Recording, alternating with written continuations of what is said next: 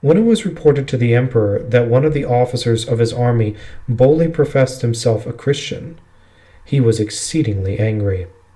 He gave orders that Victor should forthwith be brought before him. At the sight of the martyr, Maximin could with difficulty contain his rage. Nevertheless, he controlled himself so far as to listen, with an apparent calmness, to the manifold accusations preferred against the noble prisoner. When these were finished, he said to Victor, "Dost thou acknowledge the truthfulness of these charges?" "Some of them are true," replied Victor, "and others are false." "How meanest thou?" "That I am an enemy of the empire, or do not give due honor to the princes who watch over its prosperity, is false. That I worship not your gods is true." "Thou hast been a brave and faithful soldier until now." "I have striven to do my duty." "I am not ungrateful. I love to honor and reward him who deserves well of his country." "To be able to reward the meritorious services of others is deemed the noblest prerogative of princes." "Maximin will honor and reward Victor, but on one condition." "Name it," said Victor. "Go into the temple, offer incense to the gods, preservers of Rome." "I am Christian," Victor replied. "Darest thou avow thyself a follower of that infamous sect?" "I am a Christian. There can be no infamy in being true to one's God and to one's country," Victor replied. "Renounce thy odious profession, or I will make thee undergo such hardships and tortures that the very mention of them will fill the country with terror." "A true Christian," said Victor, "never renounces his religion. Hardships do not frighten me. A long life spent in the camp and in the field has before now inured me to them. The God, whom I adore, can and will support me amidst tortures, and I render them not only bearable, but pleasant to me, if I suffer for his sake." "Obey our command," cried the enraged emperor. "Go instantly, offer sacrifice to the gods. Command me what is right and just, and I will obey thee with pleasure. But I am a Christian. I offer no sacrifice to demons." The wrath Maximian now knew no bounds, yet he seemed at a loss how to make the martyr feel the full weight of his vengeance. Thinking, however, that by a veteran warrior public disgrace would be more keenly felt than any bodily torture, he resolved to combine both punishments. He ordered, therefore, that his hands and feet should be bound with ropes, and that, in this disgraceful condition, he should be dragged through all the streets of the city. The execution of this barbarous sentence attracted immediately an immense crowd of the populace. They, who before had looked with reverence upon the generous soldier, now vied with one another in heaping every sort of insult and ignominy upon his person. All seemed anxious to please the emperor by seconding, in the most extravagant manner, this bloodthirsty cruelty, as if they deemed it a favor to add, in some way, to the tortures of the innocent sufferer. The savage sport is ended. The martyr, all bruised and bleeding, is, notwithstanding, taken again before the tribunal of the prefect. This officer seemed to believe that the treatment he had received would have induced Victor to desist from his firm resolve of enduring every torment rather than renounce his faith.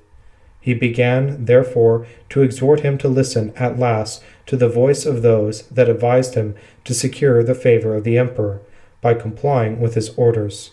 The warrior, who lay before him exhausted and scarcely breathing, made no answer. This encouraged the prefect to proceed.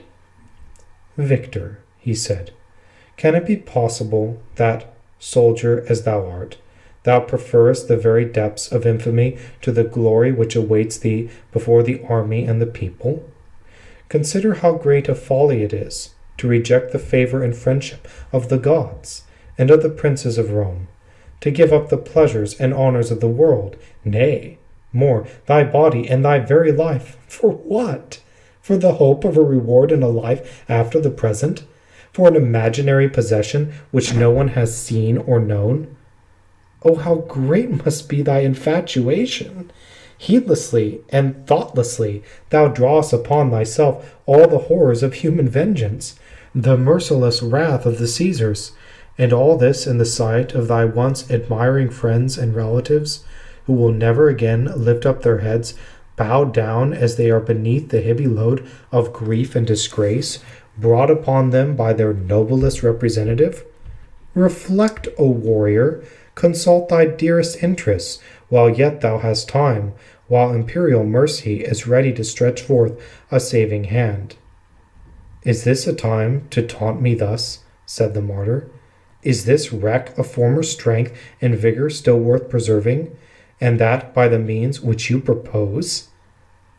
Say that you wilt cease to despise the immortal gods, whose majesty shines forth in our temples, whose blessing are bestowed upon all. Promise that thou wilt worship them even as the princes of the empire, yea, and the lowliest of the people worship them, and, with their anger, thy misfortunes shall have an end. Alas, neither in this life nor in the next, whispered Victor, will I so cowardly as to follow such an advice. The prefect, who appeared possessed of but one idea, that of bringing about apostasy of the heroic sufferer, did not perceive the determined courage which animated the very countenance of Victor. He continued his address. Why wouldst thou put thy trust in a God, who lived poor upon earth, who died despised by men? Had he been powerful, as God should be, would he have suffered in that manner? Renounce him at once. Do not force Caesar to condemn thee to tortures, whereof that which thou hast already suffered is but as the shadow to the reality. Be wise in time. Do not insult Caesar and the commonwealth by spurning their generous offers. As these words, the martyr, strengthened by the victory which he had gained, filled with the grace which God gives to them that are tried for his sake, arose, and summoning up all his courage, as if facing again the foes of his country, addressed the prefect, the officers, and the multitude that surrounded the tribunal. If in this trial, which I made to undergo before you all, there were merely question of the interests of Caesars and of the Republic, my only defense would be so to declare solemnly that I would never injure the emperor, that I never failed in the respect due to his person, that I have ever been ready to serve him in the profession which I have hitherto followed. Every day, together with my brethren, I offer sacrifice for the safety of Caesar, and for the prosperity of the whole empire. Daily, too, I present to my God a priceless and unbloody victim, that he may bless and preserve the commonwealth. But would it not be the extreme of folly and blindness to devote oneself wholly a particular object in preference to another which is 1,000 times more excellent? What would it be if that same object were neither according to your wishes, nor enjoyable without anxiety, nor solid, nor permanent, and if the others were all you could desire, abiding, ever satisfying, perfect? Now, there is no sensible man among you all who does not know that the favor of princes, the pleasures of this world, glory, honor, friends, health, and life itself are possessions which none can obtain at will, hold securely, or keep for a long time. Hence, you must confess that it is right and reasonable to prefer to them the unutterable and solid delights which spring from the enjoyment of God, the author of the universe. Him we possess so soon as we love him, and with him we possess all things.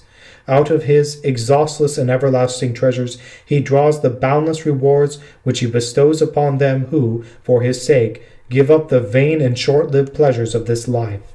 Hence, death has no terror for us, since it is the way which leads to bliss. Hence, we willingly undergo torments, because they extinguish the fires of hell. Thus, we turn into blessings that which you look upon as simply evils.